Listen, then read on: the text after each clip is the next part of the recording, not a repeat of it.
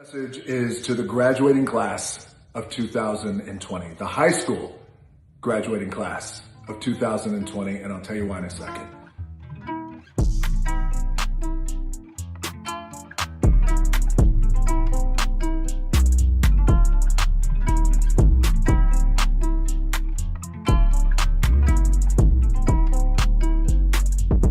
A few weeks ago, I asked a question that wound up sparking national and global headlines, national and global reactions and responses. And my question was very direct and it was to the point, but it was also very simple. And that question was, where are you? Where are you? And I was speaking to leadership. Where is that leader? Where is our leader who would step up to our country during this time when our country is on its knees, when our country is completely collapsed and on its knees, of dealing with and absorbing unprecedented civil unrest, unprecedented inequality? Where is that leader who's going to step up and face the country, face our people, take accountability for every single person in our country? Every color, every religion, every gender, who will say, I hear you, and extend their hand. Stand up. Take my hand, stand up with me. Stand up with me, get up off your feet. Here we go. And we're going to do this together. I hear your voice, I feel your pain. Trust me, we're going to do this together, and I'm going to right this wrong. You know, I said something a few weeks ago and I still stand by it, and I doubled down on it, which is, you'd be surprised. And I doubled down on it because I've lived it and I've experienced it, as millions and millions of people have. Because it's the basis of humanity. It's the basis of compassion and empathy, which is, you'd be surprised how people in pain would respond when you go to them and you say, I care about you and I got you. You'd be surprised what would happen to a country who's on its knees, begging, in pain. You'd be surprised what would happen when you go to the country, your country, and you say, I got you and I hear you, and I hear you, and we're going to get this done. Stand with me, shoulder to shoulder. Give me your time. Give me your trust. And I give you my word till my last breath. I'm going to right this wrong. This is hundreds of years of systemic racism, and it ends now. You'd be surprised what happens to that country. You know what happens? They all rise. Our country rises. You know what else happens? The world rises with us. My question of where are you?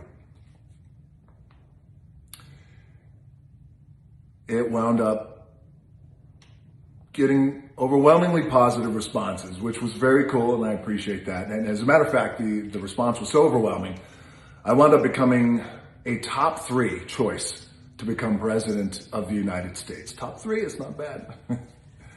Now, the odds makers had me at 2%, a whopping 2% to win, which, by the way, would make sense considering I'm not even running for president. So I appreciate it. I just want to take a moment to say I'm grateful for the few of you out there who look at me in that way. Thank you. Thank you. But I still ask the question, where are you? And I received a letter. And I received a letter that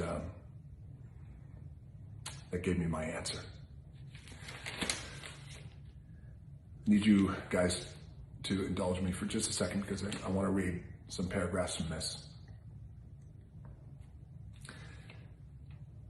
You will appreciate these paragraphs. And in the end, you'll appreciate this entire letter. And you'll see where I'm going. Dear Mr. Dwayne Johnson, aka The Rock, thank you. My name is Lorraine Angelakos, and I am the rising senior class president with Pompano Beach High School in Pompano Beach, Florida. I'm writing on behalf of the students of Pompano Beach High School. I wanted to reach out to you now in hopes that I could persuade you to be our commencement speaker at my graduation. My graduation will be May 29th, 2020. You're probably saying 2020, yes, 2020, a guy of your caliber is booked years in advance. I wanted to possibly see if you're available and if you would consider addressing my senior class.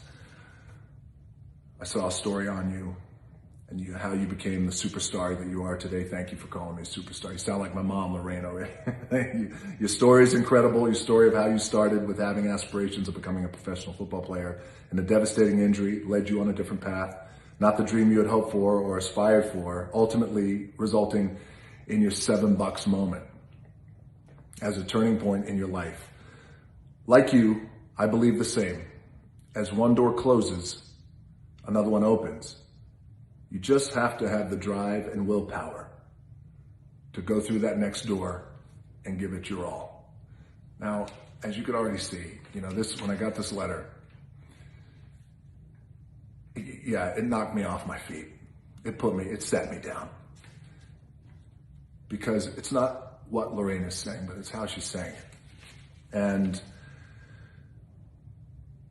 the timing of this, the way the universe works by the grace of God, kismet, if you will, how this letter came into my life. Some students will be making their way to college and some won't. Some will be hitting the workforce. All of us have dreams and aspirations. I think of you as an inspiration to our youth to help remind us that hard work, positivity, and perseverance will pay off no matter how hard the road might seem. You're the person our senior class needs and should have to inspire us. Thank you, Lorraine. I appreciate that. Here's something that's really interesting that Lorraine said. Most commencement speakers and celebrities are sought for after you complete college. But I think the time is now in your senior year, when some students won't have that luxury to attend college. And with the help of someone like you, you can inspire them. They deserve it now, with you as their inspiration. Again, it's not what you're saying, Lorraine. It's how you're saying it and how truthful that is and how powerful that is. I've had the honor of speaking at my alma mater, the commencement speech, University of Miami, best school in the country, arguably. I understand. But you're absolutely right.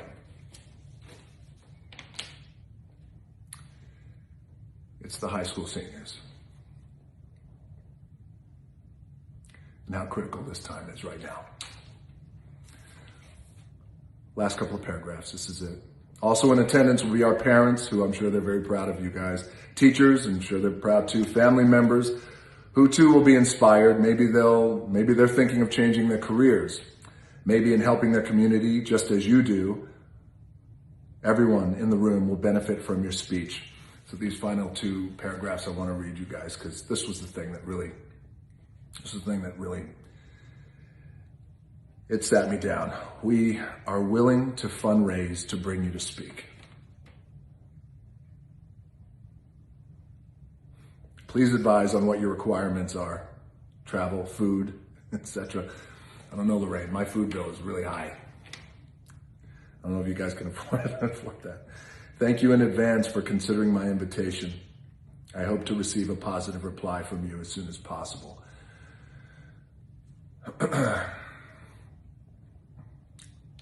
Lorraine, I would have done this for free. I would have traveled the world, around the world twice and back, just to come and speak to you guys during graduation. Had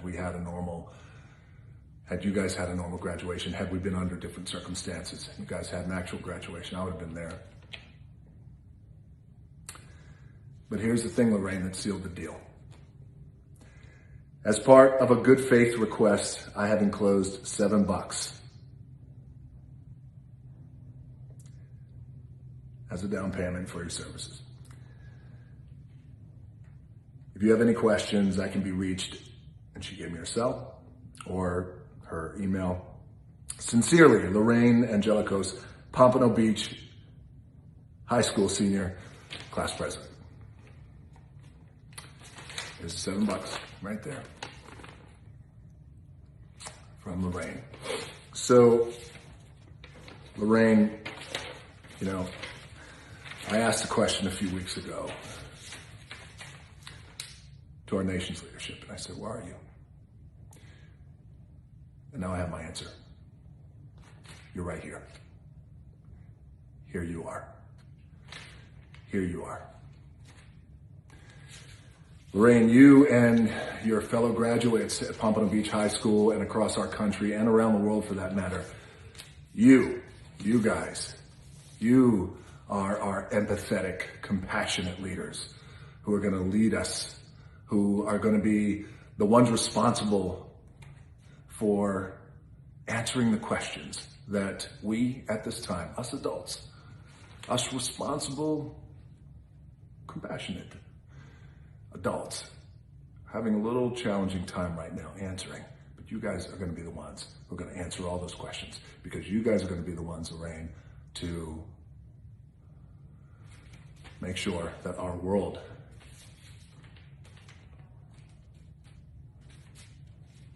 is enjoying a normalized equality. I want to thank you, Lorraine, for this, and I want to tell you good luck to you. And I found out through the grapevine that your graduation was moved from last month to this coming Friday, so I believe the timing of this is going to be pretty good. I want to congratulate you and all your fellow high school seniors, and again, your fellow high school seniors across this country and every high school senior around the world.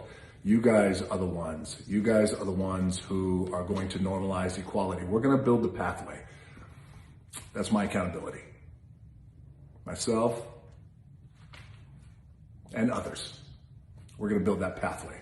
You guys are going to make sure that it happens and that it stays that way forever. Because right now we are doing things at this critical time that we are defining our country's future.